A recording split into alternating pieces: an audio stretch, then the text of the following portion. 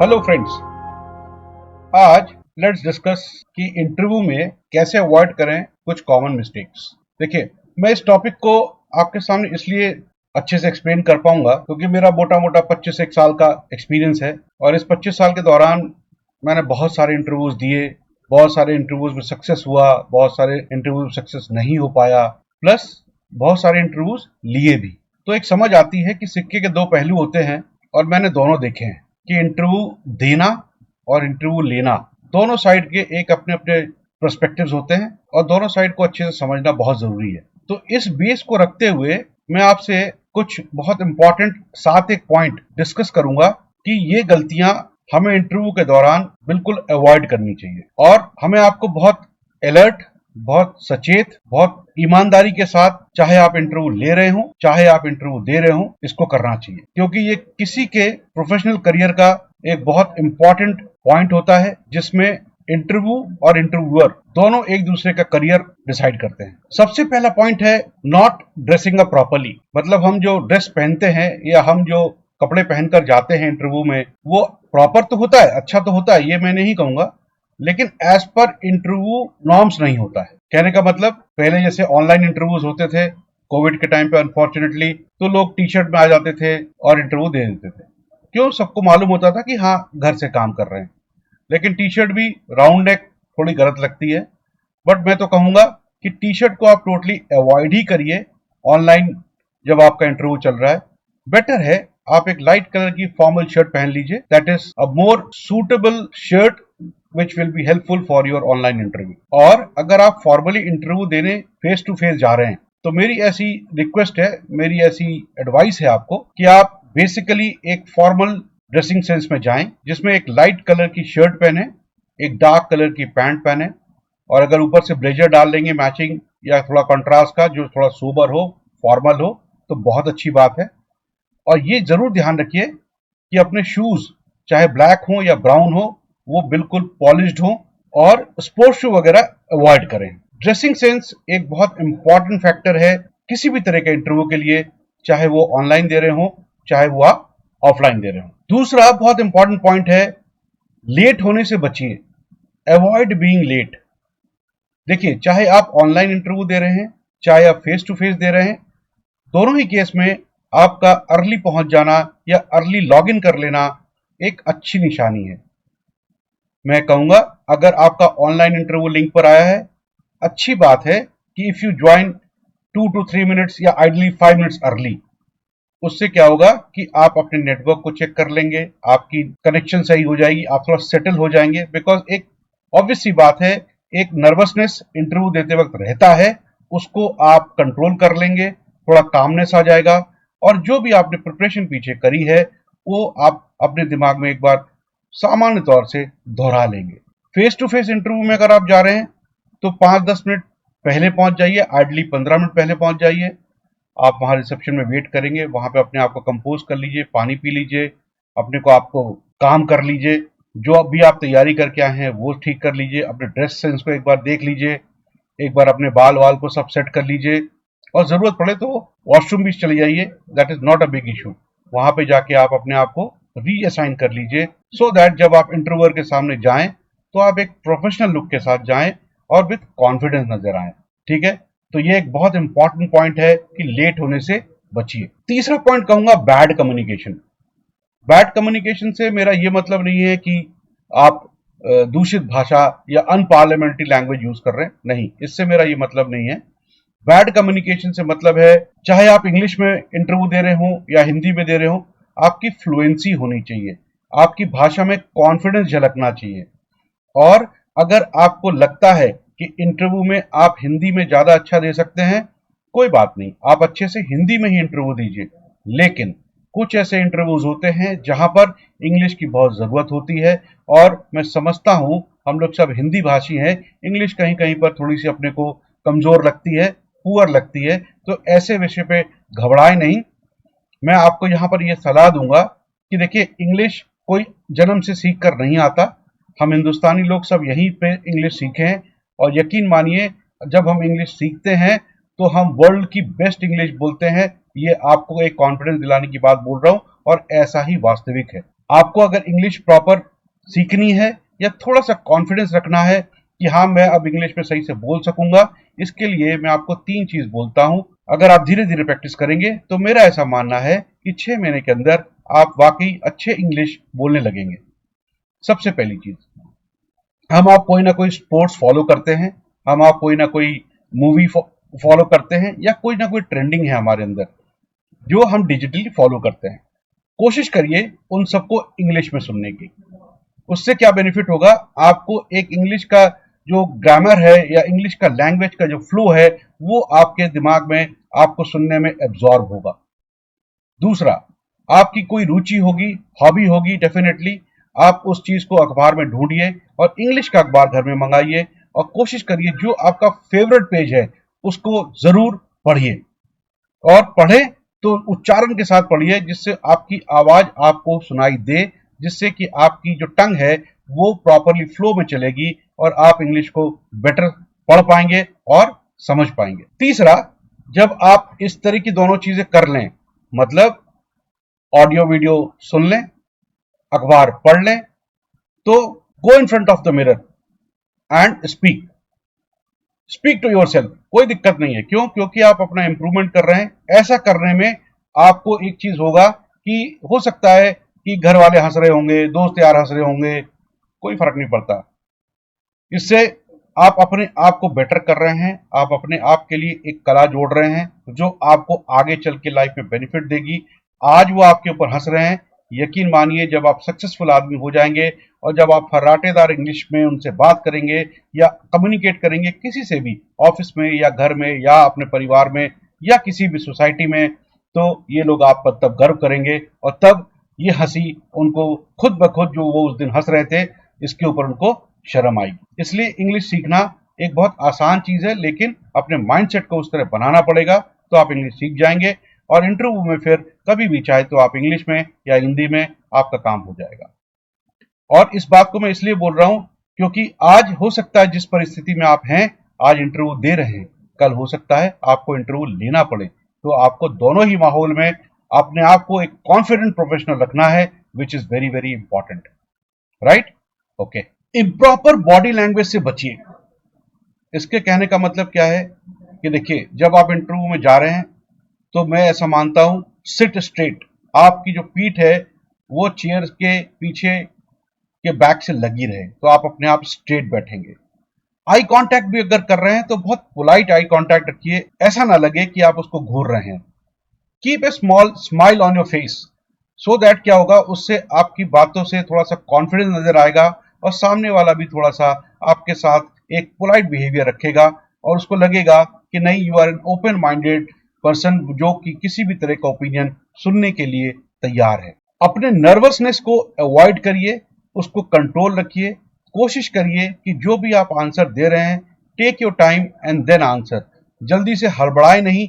Nervousness अगर दिखाएंगे तो थोड़ा सा सामने वाले को इनकॉन्फिडेंस आपका नजर आएगा, जिसको आपको अवॉइड करना ही चाहिए। और पूरे इंटरव्यू के दौरान बहुत हम्बल पोस्चर रखिए और पोलाइट बिहेवियर रखिए, राइट? तो मेरे ख्याल से ये पॉइंट बहुत इंपॉर्टेंट है कि आपको बैड बॉडी लैंग्वेज से बचना है, इनफैक्ट करना ही नहीं है, राइट?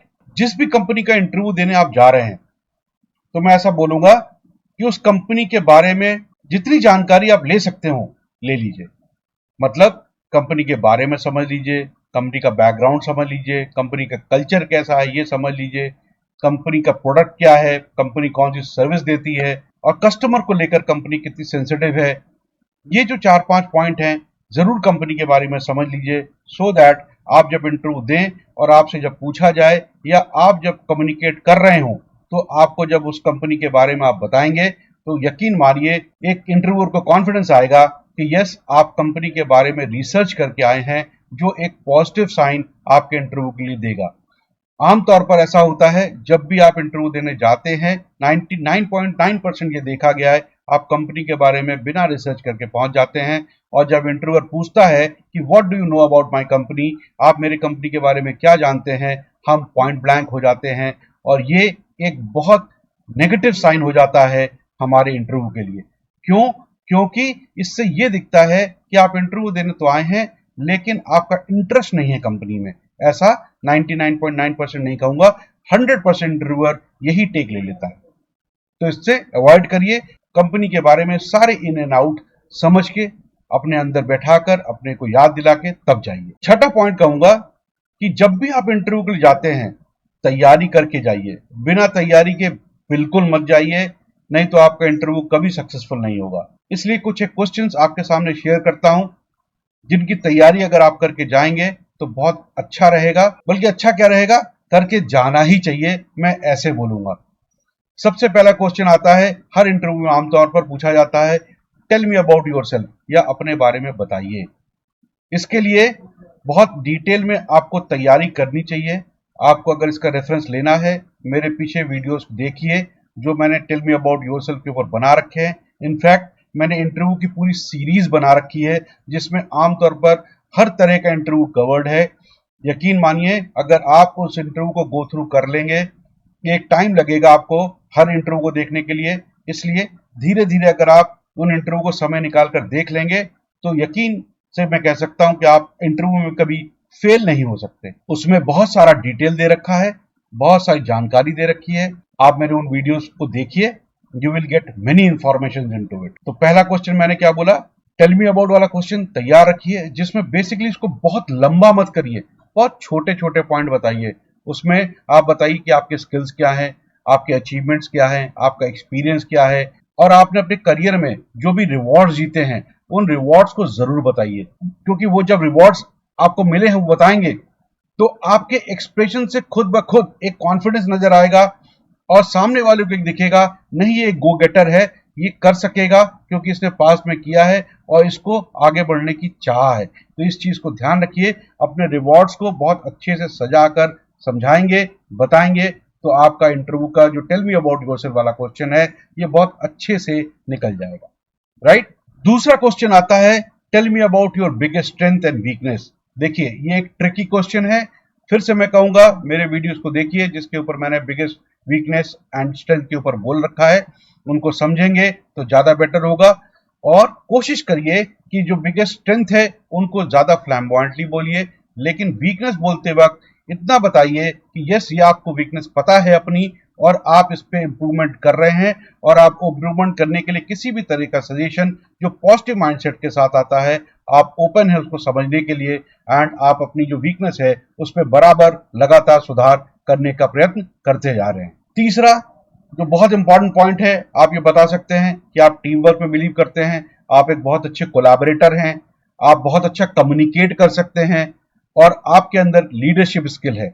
तो ये वाली क्वालिटी जब आप डिटेल में एक्सप्लेन करेंगे तो you will enjoy your interview, और जो कम्युनिकेशन आपका जो आपस में हो रहा है उसमें आपको कॉन्फिडेंस मिलेगा और सामने वाला समझेगा कि yes, this is the candidate whom I am looking for. चौथा, आमतौर पर बहुत इंपॉर्टेंट है, जब इंटरव्यू पूरा खत्म हो जाता है, हमारे पास जब इंटरव्यू पूछता है कि आपको कोई क्वेश्चन पूछना है, तो यकीन मानिए आपको 2-3 क्वेश्चन जरूर तैयार करके ले जाने चाहिए और आपको क्वेश्चन जरूर पूछना चाहिए। ऐसा मैं इसलिए बोल रहा हूं क्योंकि जब आप ये बोलते हैं कि yes I have got some questions, तो इंटरव्यूअर के दिमाग में आता है कि yes finally he has come prepared, इनको पता है कि आपका रोल कैसा है और आप किस रोल के लिए जा रहे हैं, और आप आगे अपने आप की लाइफ को, करियर को आने वाले 5-10 साल में कहां देखना चाह रहे हैं, इसलिए आपके मन में ये सवाल है और आप उससे पूछ रहे हैं, और आप कंपनी के बारे में कुछ ना कुछ रिसर्च करके आए होंगे, इसीलिए ये सवाल आप उनसे पूछ रहे हैं।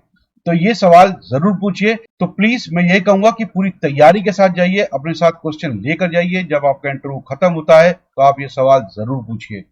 उससे इंटरव्यूअर को एक अच्छा इंप्रेशन पड़ता है और उसको लगता है कि ये कैंडिडेट तैयार होकर आया है and he is willing to work with us. ठीक है, ओके। सातवां पॉइंट बोलूंगा कि जो बैड बिहेवियर है उसको अवॉइड करिए। देखिए बैड बिहेवियर से मतलब क्या है कि जब भी डिस्कशन होता है इंटरव्यू में, कभी कभी इंटरव्यूअर आपको सजेशन देने लगता है, कभी कभी इंटरव्यूअर आपको एडवाइस देने लगता है, तो उस वक्त बहुत ओपन रहिए, स्ट्रेट रहिए, मुस्कुराते रहिए और उनकी बात को समझिए और उनको ये दिखाइए कि आप जो भी एडवाइस या फीडबैक या क्रिटिक्स सामने से आ रहा है उसको आप बहुत पॉजिटिवली ले रहे हैं। अपने जीवन में जितना आपको पॉजिटिवली उसमें से लेना है उतना आप अपने अंदर इंप्लीमेंट करेंगे और आप एक अच्छे प्रोफेशनल होने के लिए उनके द्वारा दिए गए जो एडवाइस हैं उनको बहुत पॉजिटिवली ले रहे हैं और आप उसको अच्छे से समझा पा रहे हैं। इस वक्त ध्यान रखिए कि आपके जो आर्म्स हैं, आपके जो फिंगर्स हैं, ये बहुत पॉजिटिव मोड में होने चाहिए। कोशिश करिए कि दोनों आपके साथ ओपन आर्म्स में रहें। उससे एक सिग्नल जाता है कि you are ready to accept anything, any positive advice which is coming from front. Otherwise वो एक नेगेटिव साइन चला जाता है एंड वो एक आपके इंटरव्यू के लिए एक नुकसानदायक चीज होगी कि आप उसको कन्विंस नहीं कर पाएंगे। इस वर्ड के पीछे कहने का मेरा एक ही लॉजिक है कि आपको हमेशा उसको एक पॉजिटिव एटीट्यूड अपना दिखाना है। आपको ये दिखाना है कि yes, you are the only candidate for this position, जिस जॉब के लिए आप इंटरव्यू दे रहे हैं। Believe you in me, interviewer भी यही ढूंढता रहता है कि मेरे को राइट कैंडिडेट मिल जाए, जिससे उसको भी परिश्रम और इंटरव्यू कम लेना पड़े। इसलिए वो भी बार बार यही ढूंढता रहता है कि मेरे पास राइट फिट कैंडिडेट आ जाए और मैं उसका सिलेक्शन कर लूं और उसका काम हल्का हो जाए। देखिए, इंटरव्यू देना जितना नर्वसनेस है, इंटरव्यू लेना भी उतना ही नर्वसनेस है। आइडियली बिहाइंड, आपको लगता है कि सामने वाला आपसे प्रश्न पूछ रहा है और आप उसके जवाब दे रहे हैं, तो वो नर्वस नहीं है। बिल्कुल, वो थोड़ा कॉन्फिडेंट इसलिए है बिकॉज उसने बहुत सारे इंटरव्यूज लिए हुए होते हैं, उस दौर से निकल के आया होता है, इसलिए वो इंटरव्यू ले रहा है। तो इसका कॉन्फिडेंस ऑब्वियसली आपके कंपैरिजन थोड़ा ज्यादा होगा। लेकिन जब परिस्थिति उल्टी होती है, जब वही इंटरव्यूअर कहीं इंटरव्यू दे रहा होता है, तो उसकी हालत बिल्कुल यकीन मानिए आप जैसी ही होती है। इसलिए किसी भी इंटरव्यू में अगर आप जा रहे हैं तो लेने वाला और देने वाला समान स्थिति में होते हैं। इंटरव्यूअर चाहता है कि मेरे को अच्छा कैंडिडेट मिल जाए और इंटरव्यू देने वाला समझता है कि मेरा सिलेक्शन हो जाए। राइट? तो उम्मीद करता हूं ये 7 पॉइंट आपको बहुत इंपॉर्टेंटली ध्यान रखने हैं और इसको अगर आप ध्यान रखते हुए अपने इंटरव्यू में जाएंगे तो I can dead sure you, I can make you confident कि यस, आप इंटरव्यू अपना क्रैक कर जाएंगे और आपको मनचाही नौकरी मिल जाएगी। फिर से एक बार बोलूंगा, मैंने इंटरव्यू की और पूरी डिटेल सीरीज बना रखी है। मैं ऐसा इसलिए बोल रहा हूं बिकॉज मैंने प्रोफेशनल करियर के दोनों ही भाग देख रखे हैं, इंटरव्यू देने वाला भी, इंटरव्यू लेने वाला भी। इसलिए बहुत सारा एक्सपीरियंस अपने जीवन का आपके सामने शेयर किया है। उम्मीद करता हूं अगर आप उनको एक एक करके देखेंगे तो आपको डेफिनेट तौर पे आपकी लाइफ में सक्सेस के लिए एक रास्ता मिलेगा। और मैं चाहता हूं कि आप जो भी इंटरव्यू देने जाएं उसको 100% कंप्लीट करें and you come out as a winner. All the best. Thank you.